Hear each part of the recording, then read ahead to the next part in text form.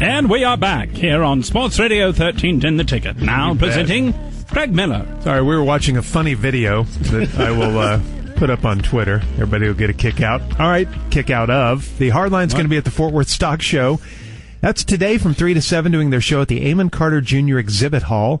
Fort Worth Stock Show and Rodeo welcomes the Hardline today from 3 until 7. We're going to talk to Jerry Jones about how close the Cowboys are to the Broncos and Seahawks coming up at 6:40. Then at 6:55, we talk about Jerry's decision to retain Monty Kiffin and Bill Callahan. But first, it's the Observation Deck with Gordo, brought to us by Man's Best Friend and A1 Air. Thank you so much, Miller Man. All right, it's the love that we dare not speak its name. It is known as senior love. Senior love. We've talked about it before. Does sexual activity have an expiration date? Does the human being reach some certain age in which it is now against the Lord's plan to engage in any sort of monkeying around down there? Why are you so hung up on this? Because a new study just came out, Giorgio, in the New York Times. They even talked about it. The Department of Health and Human Services released a report on Medicare a few months ago, and it had this statistic, that in 2011 and 2012, 2.2 million beneficiaries of in the Medicare system received free sexually transmitted disease screenings and counseling sessions. And more than 66,000 seniors received free HIV tests. And you dig deeper into it and you see the rapid increase of STDs among our greatest generation. Would this be 65 and over? Or it would be, yes. Between 2007 and 2011, chlamydia infections in Americans 65 and over increased 31%, and syphilis more than 52%. Oh my. And they are the generation that should know better. Well, should they? They grew up at a time when condom usage and safe sex was unheard of. They didn't teach that. Yeah. And then they also think, well, none of us can get preggers, so it's bareback time. Right. And this isn't necessarily the greatest generation either, because they're 80, 85, 90 and older yes, now. Indeed. That is true. So what we're would talking 65, 70. Some boomers there, right? Yeah. Mm-hmm. Early so boomers. The thing is that these numbers are similar to the STD trends in the 20 to 24-year-old age group. Wow. So the four main factors contributing to the rise of STDs in older Americans, they're, of course, living longer and better. They're a little bit more healthy than older people used to be.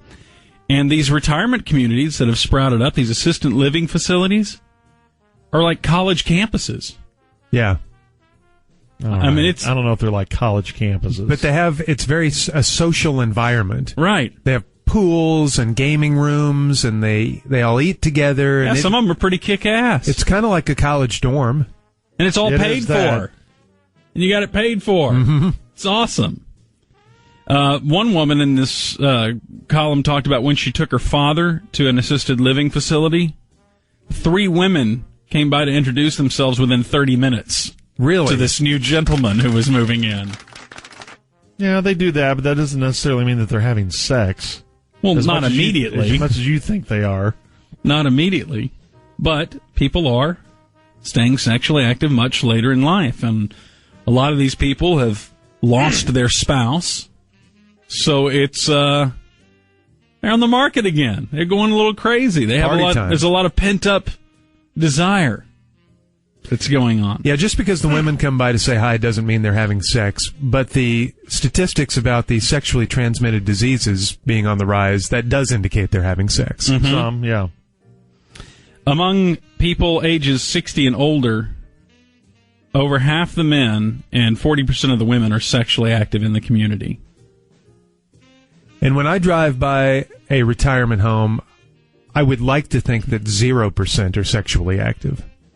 Why is that? Why would you I don't deny care about them? it if they've been married for 50 years, but if it's our grandmother that's in there, I don't want her getting hit on. Why? Because she's my grandmother. Maybe she wants to be hit on. No, Maybe she doesn't. How do you know? Well, both of my grandmothers are gone, but if they had been in that, Or and they're single, provided that they're single. Like my mom, she was in one of those facilities. My dad would go visit her every day. I would hope that at the time that my dad wasn't visiting her, that some dude wasn't rolling in his wheelchair saying, "Hey, what's up?" All right. Well, that's what you're implying, that it's just this one big swinging party. Well, I think that I'm assuming that most of this is not within the bounds of marriage, that your mother was married when she was in the facility. Right. Yeah. Most of the people in there are if they're widows or widowers. Yeah. That's what I'm talking about. Okay, but even the same thing. That's a very difficult thing to put your parents into a facility like that, and that's the last thing you want to be worried about. You're worried about, they're going to remember your name the next time you go visit them. You don't want them to be hanging out on Friday night and doing that kind of stuff. That kind of stuff. Well, okay. Well, you're also talking about someone who sounds memory impaired, wondering if they're going to remember your name. I'm talking about someone who has their faculties about them. Even if they have their faculties about them. I don't think that's something you want for your parents or your grandparents. What do you mean you wouldn't want it? If they have a complaint about it, they'll tell you. But you notice that not a lot of them are complaining about it. It's like they're into this. They like this.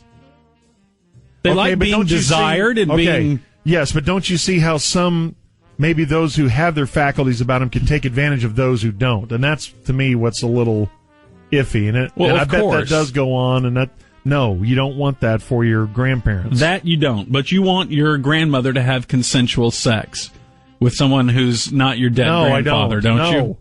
Why not? No, because it's her choice. No, it's my choice. I'm her grandson. I don't want that for. So what it comes down to you is who's paying the nursing home bills. That's right. That's who makes the rules around here. Yeah, they say that among college-age Americans, Grondoms are used in about 40% of Grexual encounters. That's all? That's kind of low, isn't it?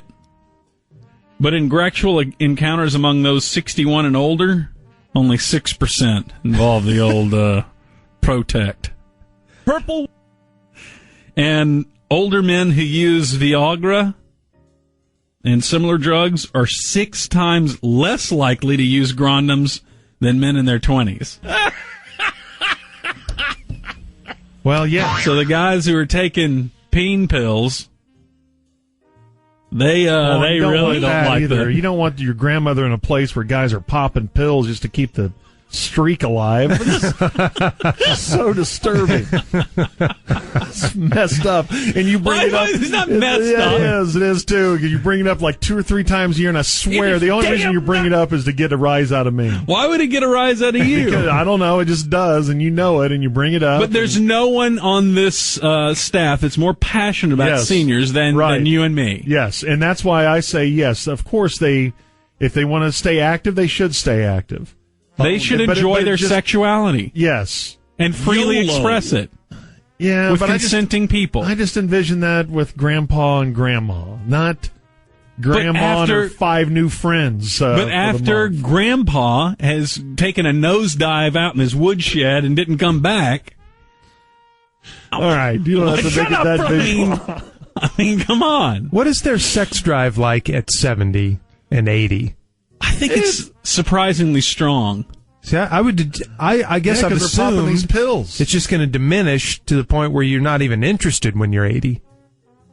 For some. I'm not going to be. How do you know that? Because you're barely interested now? So I know by 80 there's no way. Do you know the way it's trending? Yes. I mean, you just take that year by year, and by 80, man, there's nothing left. But wait until you get into a new environment, and if you're single when you're 80, and it's just all these fresh pieces lined up in front of you. Oh. You've seen it firsthand, Giorgio. You had the classic story about seeing that. That's right, the Brillo pad. Yeah, tell the Brillo pad story. What was that? That was not in a nursing home. That was at his home. But it was senior sex. Very. Very senior sex. So you walked in. You're supposed to go in and check on him, right? You were, what, in 8th grade? No, I was supposed to go meet him for breakfast because he was watching after me. My parents were out of town. Okay. So you go over to his place. He was like a mentor to me. He was my hero. Uh-huh. You go over to his place. What happened? And I used to walk in all the time because he'd leave his door unlocked. We lived in a small community, and no one even locked the door, so I went on in. Oh, my God. And what? And he was naked on the bed. Naked on the bed. Asleep, and there was a Woman in the shower. A woman in the shower? Yeah. How do you know there was a woman in the shower? Because I could hear her in there showering, and I mean, How'd you know it was a woman? Well, I just assumed it was. Well, maybe it was his sister or mother or family member, and he's going to be waiting in bed like that. How was he waiting in bed? Naked as a jaybird with... Did he have grooming issues? Oh, my gosh. Yeah, See? Was it another bad? story you always make me tell. How bad were the grooming issues? Like he had been growing it out since World War II? What did it resemble most? What kitchen utensil? Like after Pearl Harbor, he made a vow to never trim?